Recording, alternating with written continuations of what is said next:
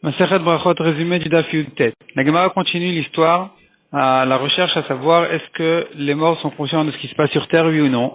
La Gemara dit celui qui dit du mal d'un mort, c'est comme s'il avait dit du mal, c'est comme s'il avait parlé sur une pierre. Soit parce que les morts ne savent pas ce qu'on dit sur eux, soit parce qu'ils savent mais ils sont pas gênés du tout. Malgré tout, dit la Gemara, celui qui parle du mal d'un Talmid Chacham après sa mort, il est gravement puni. La Gemara la prend d'un pasouk que il est puni du ciel, même si le Talmid Chacham n'est pas là, qu'il n'y a pas de dispute et qu'il n'est pas blessé et il n'est pas gêné. Mais Akadosh Baruch Hu, il réclame son honneur et donc il va punir gravement celui qui a parlé du mal de lui. La Gemara ensuite dit, ramène une discussion entre Rabbi Yoshua ben Levi et Rabbi Elazar. Rabbi Yoshua ben Levi dit, nous trouvons à 24 endroits dans la Mishnah où le Bedin a mis en nidouille quelqu'un qui n'a pas respecté son Rav. Donc, ils l'ont mis en nidouille, c'est-à-dire ils l'ont écarté de la communauté, quelqu'un qui n'a pas respecté son Rav, qui n'a pas respecté les Talmidei Chachamim. Rabbi Elazar a dit, j'en ai trouvé que 3. Quels sont les 3? C'était une personne qui ne croyait pas, qui ne respectait pas la mitzvah de Netilat Yadayim, qui est une mitzvah des Chachamim, et lui, il a été mis en nidouille. Deuxième histoire, c'est un Tana qui s'est mal exprimé vis-à-vis de Shmaya et Avtalion. Lui aussi, il aurait été mis en nidouille, selon cette opinion. Et le troisième cas, c'est Chonia Meagel, qui a demandé les pluies, qui a trop insisté pendant les années de sécheresse, et il a trop insisté dans ses demandes à Kadosh Baruch Hu pour la pluie, et Shimon ben Tzetach lui a dit que pour une chose pareille, il aurait dû le mettre en nidouille s'il n'était pas si important comme Chonia Meagel, qui demande à Kadosh Baruch Hu ce qu'il veut, comme un fils qui demande à son père, et son père qui l'obéit, qui écoute, qui exauce ses demandes. Mais sinon, pour une demande pareille, il aurait fallu le mettre en nidouille. La Gemara demande, nous trouvons pourtant encore d'autres exemples, d'autres fois, où d'autres personnes encore étaient mises en nidouille, ou presque, et donc pourquoi on ne les a pas citées? Répond la Gemara, dans les Mishnayot, il n'y a que ces 3-là. Dans les Braïtot, il y en a d'autres. La Gemara dit finalement, Rabbi Yoshua ben Levi qui a dit j'en ai trouvé 24, c'est parce qu'il compare les cas. Il veut dire par là que dans certaines histoires que nous trouvons dans les Mishnayot, il aurait fallu le mettre en nidouille selon la comparaison avec les 3 cas d'ici. On a vu qu'effectivement, pour des histoires pareilles, ils ont été mis en nidouille. Et Rabbi Elazar n'a cité que les 3 fois, on voit clairement qu'on a parlé de nidouille. La Gemara ensuite reprend donc la halachot de l'enterrement.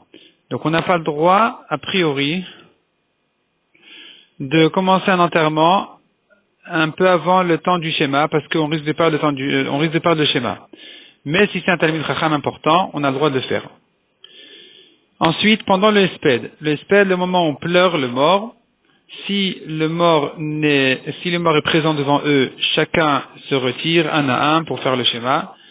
Et sinon, s'il est dans une autre pièce, alors tout le monde s'arrête, on fait le schéma, on fait la tfila, et l'endeuillé, lui, le schéma, il ne peut pas faire. Et pendant la tfila, il demande à Hachem, lui, il fait sa propre demande à Hachem, sa propre prière à Hachem, où il demande que Kadosh Baruch Hu répare sa situation. La Gemara dit là-dessus, il n'a pas le droit de dire, je n'ai même pas été puni comme ce que je méritais, parce que ça s'appelle ouvrir la bouche au Satan, ouvrir la bouche aux forces du mal, qui vont dire oui, effectivement, tu méritais plus, et donc il ne faut pas parler comme ça. Ensuite, la Gemara dit, si on a enterré le mort et que maintenant les gens s'en vont, enfin pas ils s'en vont complètement, ils vont à l'endroit où on va consoler les endeuillés. Si entre-temps ils ont le temps de lire au moins le premier pasuk du Shema, ils doivent le faire. Si même ça ils n'ont pas le temps de faire, eh bien ils sont dispensés, ils n'ont pas à le faire. Ceux qui se trouvent dans les rangées donc de personnes qui viennent consoler les endeuillés, ceux qui sont à l'intérieur du côté des endeuillés, eux, sont pturim du schéma, ceux qui sont à l'extérieur sont chayavim. Selon Rabbi Yehuda, ceux qui viennent pour l'endeuillé sont pturim, ceux qui viennent par curiosité sont chayavim. La Gemara ensuite commence un nouveau sujet où on dit que celui qui a trouvé un mélange de lin et de laine dans ses vêtements, il doit se déshabiller même en public. Parce que la Gemara ramène là-dessus un passage qui dit En chokhma ve'en tvuna ve'en etza leneged Hashem. Il n'y a pas de sagesse, il n'y a pas d'intelligence, il n'y a pas de conseil contre Hashem. Ce qui est interdit en privé, en public, il n'y a rien à faire. Et la Gemara objecte de plusieurs Mishnayot ou Braithot, où on voit que quand même, on fait attention à respecter une personne, même si ça vient un peu contre un issour, donc qui a priori devait être interdit. Répond la Gemara, ça dépend. Si c'est un issour des Rabbanan, alors effectivement les Chachamim ne maintiennent pas leur issour, leur interdiction en cas du respect d'une personne. Mais si c'est un issour de la Torah, il n'y a rien à faire, même si il doit se déshabiller en public, eh bien il n'y a rien à faire. La Gemara ensuite ramène que nous trouvons même un issour de la Torah, même que dans un cas de issour de la Torah, on fait quand même attention au respect de la personne, même si ça vient sur le compte donc d'un issour de la Torah, comme par exemple un homme important qui doit s'occuper, qui vient faire donc mitzvah Shabbat Aveda, il a trouvé un objet, et c'est pas de son kavod de s'en occuper, il en est dispensé effectivement. Répond la Gemara, non mais ici c'est une question de mammon, c'est une question d'argent, donc même si c'est mis la Torah l'a dispensé. Mais dans un cas de Issour, comme Kilaim, comme donc le vêtement, ici il n'y a rien à faire. On n'a pas à prendre le cas du Kilaim, du cas de la Shabbat Aveda. La Gemara continue à demander, mais pourtant, on voit bien que quelqu'un peut perdre la mitzvah du Korban Pessah, ou bien la mitzvah de la Mila de son fils, pour enterrer un mort qui n'a personne qui s'en occupe. Donc on voit que le respect, le kavod, l'honneur du mort qui est resté comme ça jeté, il repousse même une mitzvah de la Torah. Répond la Gemara, ça dépend s'il est passif ou actif.